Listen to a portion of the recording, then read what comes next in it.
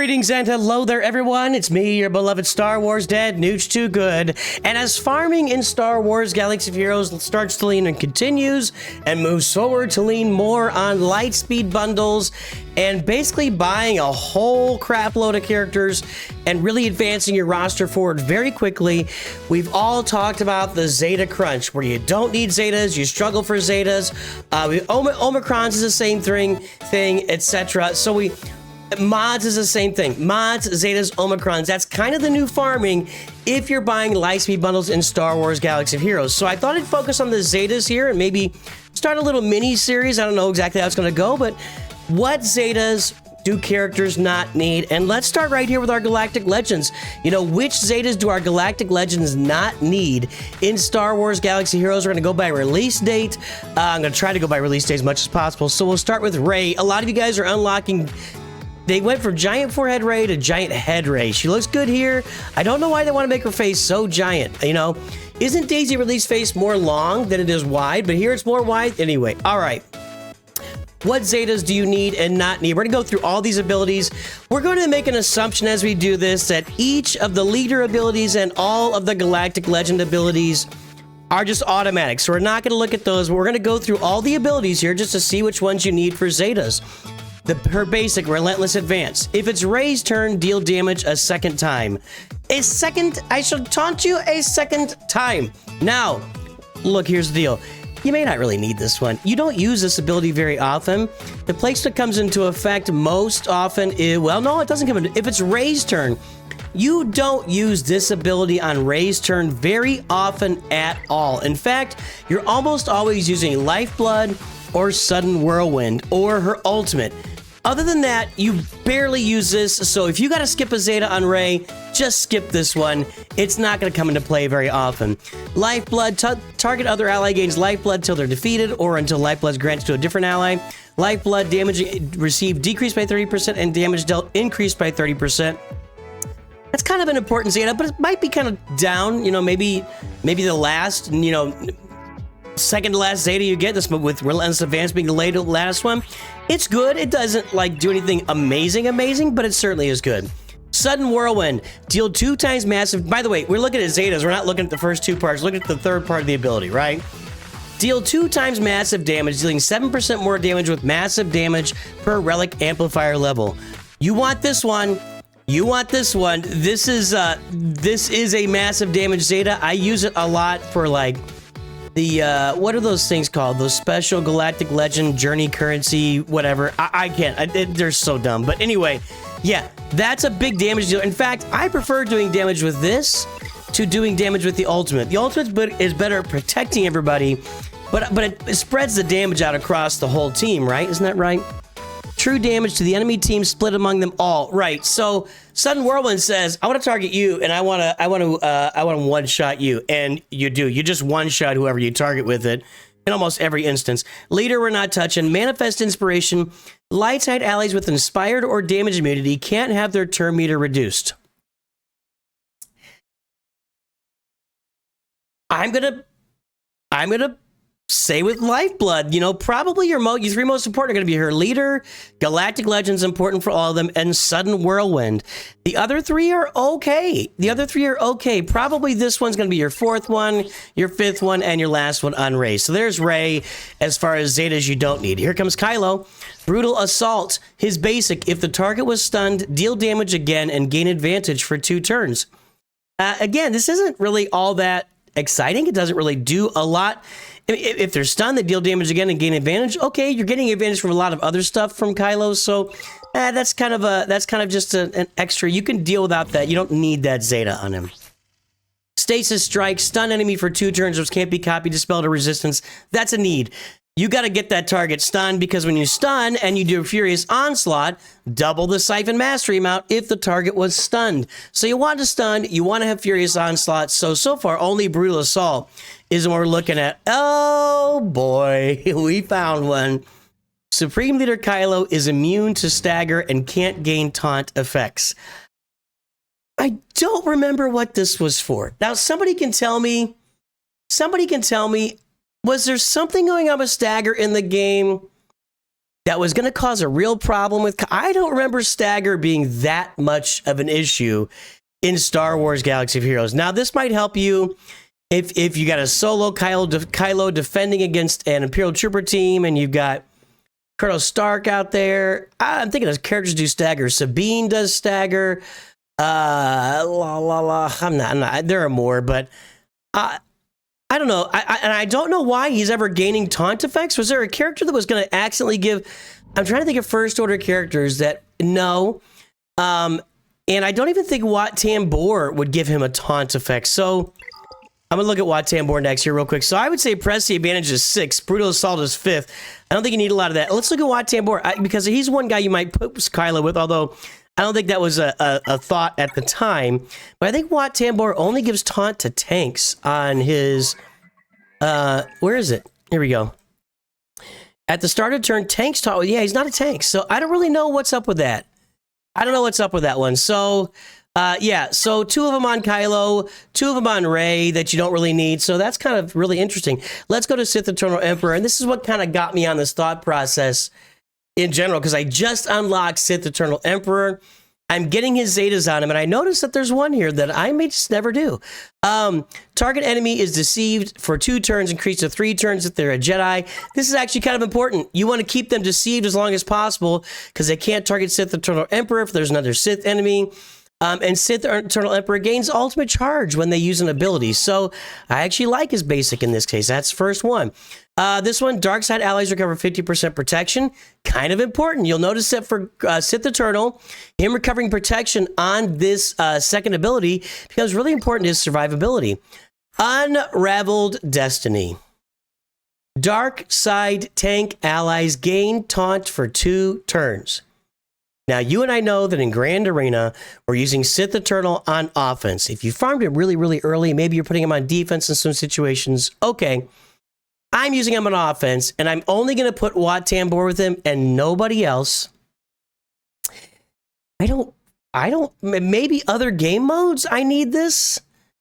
I don't see a big reason to need Darkside tank allies gaining taunt. I really think they have misconstrued Sith Eternal a lot of times, including with Darth Bane's kit. Darth Bane has a special ability in there that calls out if characters, it's either deceived or linked. I can't remember which one it is, but it still doesn't go on Sith Eternal. So it's, anyway, don't need Unraveled Destiny at all. It just really isn't important. So Discord, whenever a deceived enemy uses an ability, their weakest ally without deceived becomes deceived for the max duration. You can inflict, yeah. You need that. You need that deceived being spread around. Let's take a look at Jedi Master Luke next. Okay, so we've got Indomitable Blast, his basic. This attack will critically hit if able and can't be countered. Does it do anything special if it's... no, that's kind of... I mean... That's an extra. I don't think that's super... I don't find that to be super compelling, so... It doesn't say it won't critically hit, you know, otherwise, but yeah, that's nice. You don't use... Again, you don't use his basic a lot. You do use it more than Rey's basic, but you're going to use, like, Efflux. You're going to be using the Jedi Legacy a lot to call people with the special ability, which is called Jedi Lessons. Yeah, you're going to use Jedi Lessons on other people, is that right? There's 2 of them in here. All right, anyway. They grow beyond. Increase the cooldowns of target enemy by 1. Target ally and Jedi Master Luke Skywalker gain advantage. And critical damage up for 2 turns. That's pretty important. You know, increasing your target's cooldowns, calling another another ally to assist, and gaining advantage of critical. That's important. I'd put it probably number 5, but it is important. Efflux.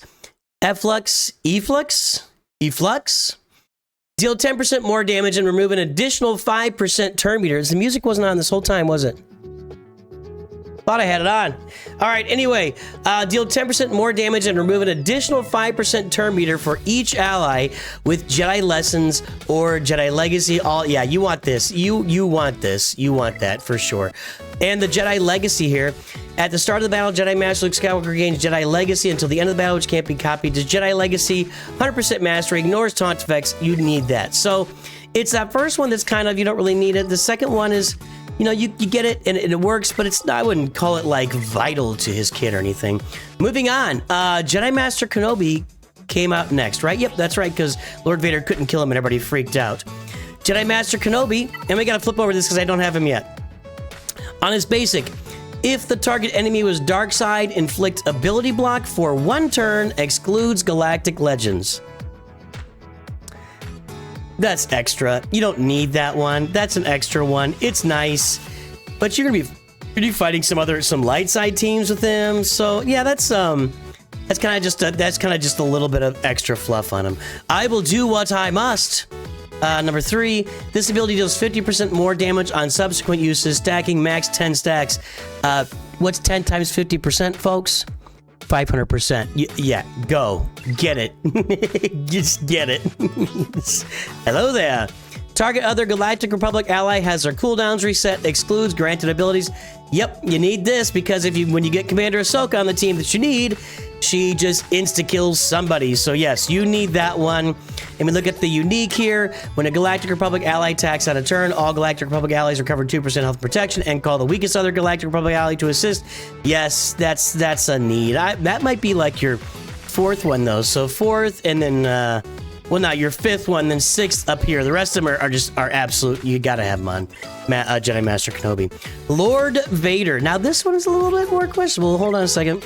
And somebody tell me if I'm missing something here. So, if Lord Vader has 30 or more stacks of underestimated, he deals damage again. Each time this ability deals damage in the same attack, it deals 25% more damage, max 50%. Kind of think you need that, you know, especially for Lord Vader not dealing a lot of damage. You need him. You need stuff that's going to help him do more damage on the kit. So that's kind of important. And he does do that basic a lot. That basic does come out of the woodwork a lot. This ability deals 20% more physical damage on subsequent uses, stacking max 5 stacks, that's 100%. Empire and Darkside unaligned Force user allies gain 0.5%. Yeah, again, you need this. It's doing damage, and this is why he takes a long time to ramp up. Lord Vader stays alive for a long time, he ramps up for a long time. You need that Dark Harbinger. For each stack of underestimated, this ability deals 2.5% more damage. Again, you're gaining underestimated. Was it here? Where are we gaining underestimated? Is that in the unique? Hold on. There it is. He's immune to turn meter battle. At the start of each other character's turn, Lord Vader gains 1 stack of underestimated, max 60, doubled for Galactic Republic and Jedi enemies. I mean, yeah, anything that's got to do with underestimating, you need it on the kit. Enemies with damage over time effects can't gain bonus turn meter. I'd call that like number 6. Probably has a level of import. But, you know, a lot of these Galactic Legend teams aren't about gaining turn meter. I had the music on and I don't have it on loop. That's what happened. Let me get that thing on loop here. Hold on. You guys weren't aware of that, but I forgot to loop it. So the music started, then the music ended, and I didn't have it looping. Now it's looping and it turned off. Welcome to me making the donuts, boys and girls. I'd say this is the last one, number 6. And if you're going to skip one, that's probably the one you skip. But they've always got dots. So they're keeping them from getting bonus turn meter all the time. So, yeah, kind of hit or miss there. Next up, we've got Jabba the Hutt.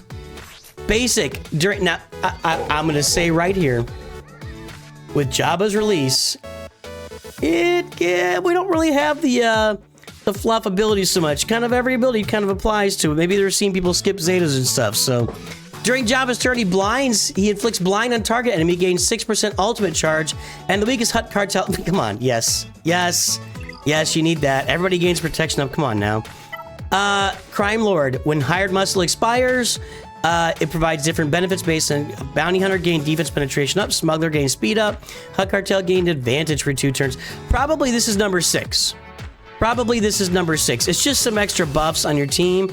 It's not like, you know, the most amazing, but, you know, it's good to have. This is probably the last one. I would say, do you need it? I bet that's the one you could probably get by without. Crumb's Revenge. Dispel all buffs, deal special damage, inflict buff immunity on target for 2 turns, which can't be dispelled or resisted. Inflict an additional thermal... Yeah, come on, man. You gotta have that. More than one unique here. The Illustrious. The other one's just the large character, but we do have a payout as well. If Jabba the Hutt is in the allied leader slot, whenever an enemy with less than 100% turn meter gains bonus turn meter, Hutt cartel allies gain 7% turn meter. Whenever a Hutt cartel ally loses turn meter, they gain bonus protection. I think that's pretty important. If other teams are getting turn meter, I might put that like number 5. and Crime Lord number 6, but it is pretty important. And we go down to, there's Galactic Legend. Large character is not a Zeta. 1, 2, 3, 4, 5, 6. I don't think this is a Zeta. Is it? I don't feel like this is a Zeta. I could be wrong. Plus 10% mastery, but his payout. All Jabba the Hutt's ultimate charge gains are double for the rest. But yeah, you need everything. I would say probably Crime Lord and not the large character. Illustrious is good. I mean, it gives you a bunch of turn meter if they're getting turn meter. If they're not, it's not really doing much for you at all. If the other team is not getting turn meter or taking away your turn meter, which usually teams do that, then, you know, so I'd say the Illustrious, then Crime Lord's the last one you're going to get. Let's take a look at Leia Organa. Righteous Retribution. On Leia's turn, deal additional effects based on the target enemy's roll. Attackers, dispel all buffs, and reduce their speed by 5. Max 200 per buff dispel by the end of the encounter. You slowing those attackers down, boys and girls. Healers and supports, dispel all debuffs on all rebel allies. This kind of matters. Equalize Leia's health and protection with the weakest rebel ally, then recover 20% health and protection. Tanks, call all other rebel allies to assist, and reduce your target enemy's max health by 5% per rebel ally till the end of the encounter. Golly, you need that one. And you're using that basic pretty consistently, so you need that one. Rebel Ambush. Inflict debuffs on all enemies based on their roll, which can't be dispelled. Attackers daze for 1 turn, healers and sports stagger for 1 turn, and tanks buff immunity for 1 turn. I'm going to say, if you got to pick one to wait till last, this is probably it. The rest here is doing good stuff with Ambush, which can't be copied, gaining mastery and everything else. This is, whenever you see a Galactic Legend Zeta that just adds some buffs or debuffs, that's where we're at here. It adds some debuffs. They're good debuffs. They're going to assist your battle. Probably the last one to get right there. Tactical Offensive. Remove call to action from all allies, and all rebel allies gain call to action for 4 turns, which can't be copied or dispelled, and 10% max health stacking until the end of the encounter. Where's call to action here? Is it here? Is it here?